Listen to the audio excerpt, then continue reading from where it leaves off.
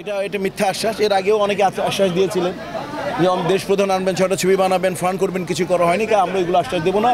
আমরা বলেছি আমরা সরকারের অনেক খাস জমি আছে, সেই খাস জমিকে আমরা সরকারকে ভূমি মন্ত্রণালয়কে আমরা রিকোয়েস্ট করব যে আমাদের জন্য একটা জায়গা দেন। আমরা কয়বার করবো, এই যে আপনি দেখেন প্যানেল লেখা আছে, আমার কাছে আছে, আমার কাছে সংবিধান আছে এবং আমার কাছে যেটা আচরণবিধি আছে।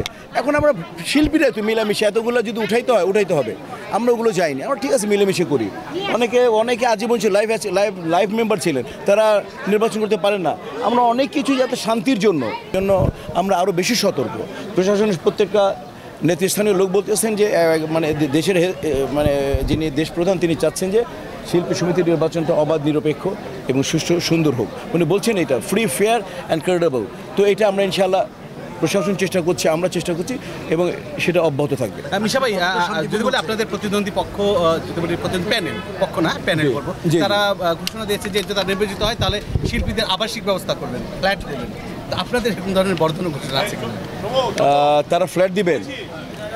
আমি যদি একটু ভুল না করতে কিছু মনে করবেন, একটা ফ্ল্যাটের দাম হচ্ছে মনে করেন বাংলাদেশে যদি আপনি 600 স্কোয়ার ফিটের দাম দেন, তো 6 করে 6 7 42 লাখ টাকা বা 40 লাখ টাকা একটা ফ্ল্যাটের দাম পড়বে, বা 40 লাখ টাকা দিয়ে 40 × 6 দেশ প্রধান আনবেন, 6টা ছবি বানাবেন, ফান্ড করবেন, কিছু করা হয়নি। আমরা এগুলো আশ্বাস দেবো না।